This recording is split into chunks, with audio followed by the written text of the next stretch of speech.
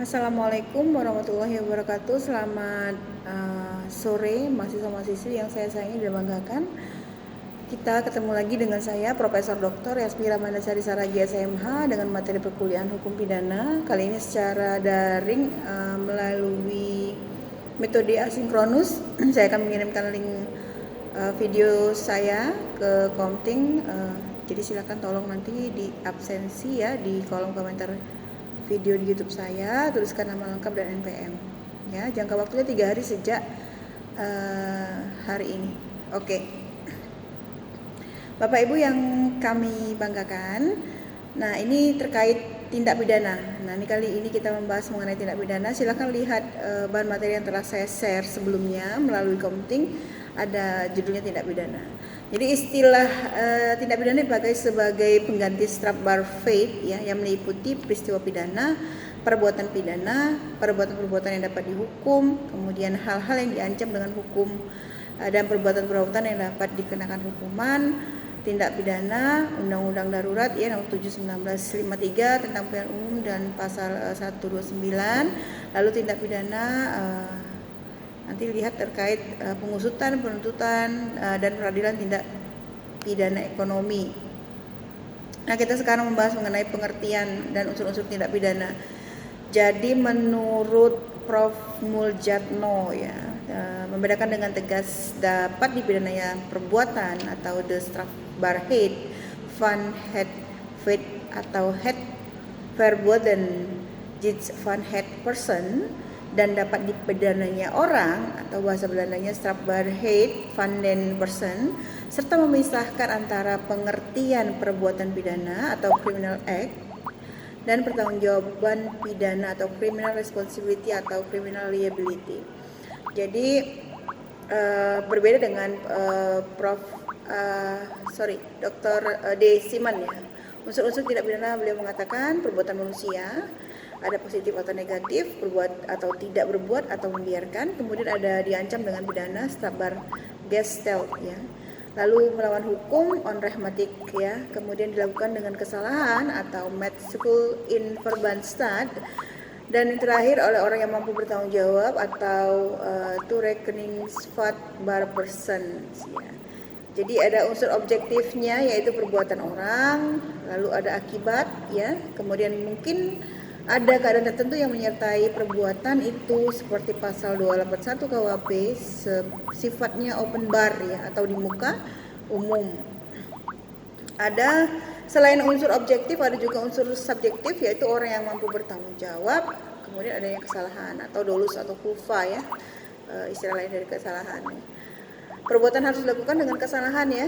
Kesalahan berhubungan dengan akibat dari perbuatan atau dengan keadaan-keadaan mana perbuatan itu dilakukan. Ya. Oke, kemudian kita pindah dari definisi kita pindah ke jenis-jenis tindak pidana. Jadi kejahatan ada di dalam buku kedua. Bapak Ibu jangan lupa, KUHP terdiri dari 3 buku. Yang pertama tentang ketentuan umum, buku yang kedua tentang kejahatan, yang ketiga tentang pelanggaran. Jangan lupa itu ya, ada 3 buku ya. Nah, jenis-jenis tindak pidana ya, yang pertama kejahatan ini terdapat dalam buku kedua, lalu pelanggaran buku ketiga. Ya, jenis-jenis delik ya, menurut sifatnya kualitatif. Yang pertama ada delicten, adalah perbuatan yang bertentangan dengan keadilan ya. Terlepas apakah perbuatan itu diancam pidana dalam suatu undang-undang atau tidak, jadi yang benar-benar dirasakan oleh masyarakat sebagai bertentangan dengan keadilan ya. Misal contohnya pembunuhan, pencurian dan lain sebagainya ya.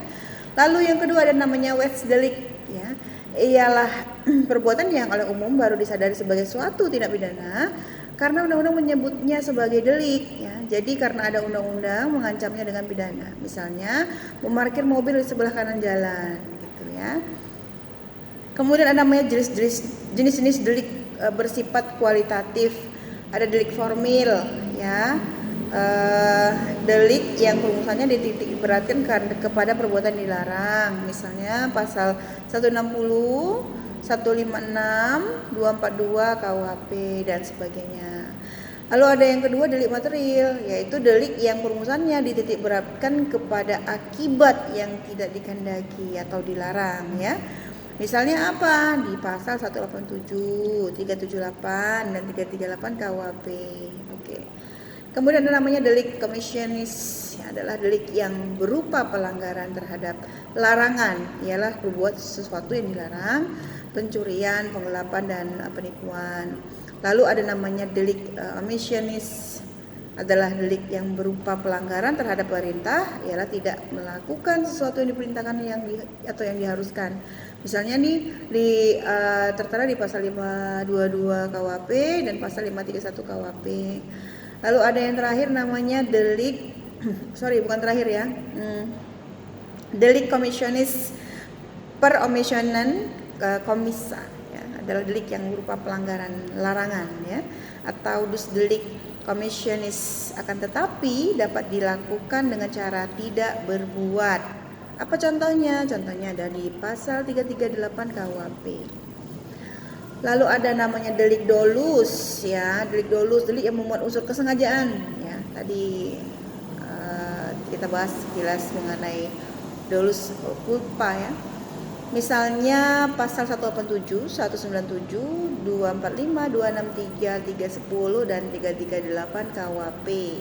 Lalu ada namanya delik culpa. Tadi delik dolus, ya, ini delik culpa. Delik yang memuat kealpaan sebagai salah satu unsur. Misalnya pasal 195, 197, 201, 203, 231 ayat 4 dan 359, 360 KUHP. Kemudian ada namanya delik tunggal, ya, Bapak Ibu. Delik tunggal, delik yang cukup dilakukan dengan perbuatan satu kali, ya. Kemudian namanya delik berganda, delik yang baru merupakan delik apabila dilakukan beberapa kali perbuatan. Contohnya apa? Misalnya pasal 481 KUHP.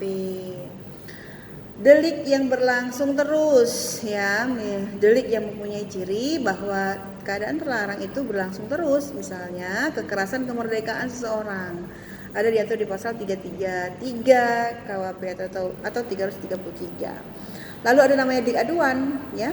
Delik yang penuntutannya hanya dilakukan apabila ada pengaduan dari pihak yang terkena. Misalnya apa? Perzinahan, diatur di mana? Di pasal 284 KUHP. Nah, ada banyak macam-macam delik, ya. Ya, ada banyak tadi saya sudah sampaikan, ya. Kemudian ada delik aduan menurut sifatnya. Yang pertama delik aduan absolut. Delik ini menurut sifatnya hanya dapat dituntut berdasarkan pengaduan, ya. Kemudian yang kedua delik aduan yang relatif. Delik ini ada hubungan istimewa antara si pembuat dengan orang yang terkena, ya. Kejahatan ringan ini di pasal 364, 373, 375, kemudian 379, 482, 384, 352, 302 ayat 1, kemudian 315 dan pasal 407 KUHP. Oke, tadi kita sudah membahas mengenai macam-macam atau jenis-jenis delik, ya. Kemudian kita membahas mengenai subjek tindak pidana. Subjek tindak pidana manusia dan badan hukum, ya.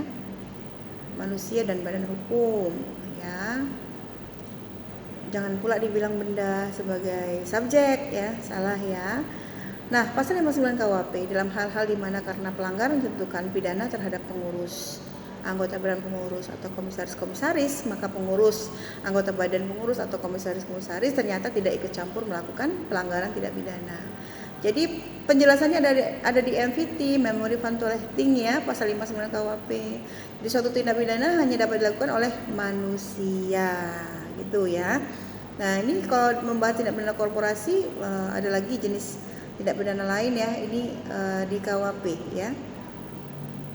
Nah, jangan lupa subjek tindak pidana minimal dasar-dasarnya sudah tahu, ya. Subjeknya adalah manusia dan badan hukum, ya. Kemudian nanti ada macam-macam delik. Tadi delik bersifat kuantitatif, ya, delik formil, delik material, ya. Ya, kemudian delik komisionis per omission komisa. Lalu ada delik dolus, delik culpa, delik tunggal, delik berganda, delik yang berlangsung terus, ada delik keaduan, ya. Nah, kemudian tadi kita membahas mengenai jenis-jenis tindak pidana. Ada jenis delik menurut sifatnya. Tadi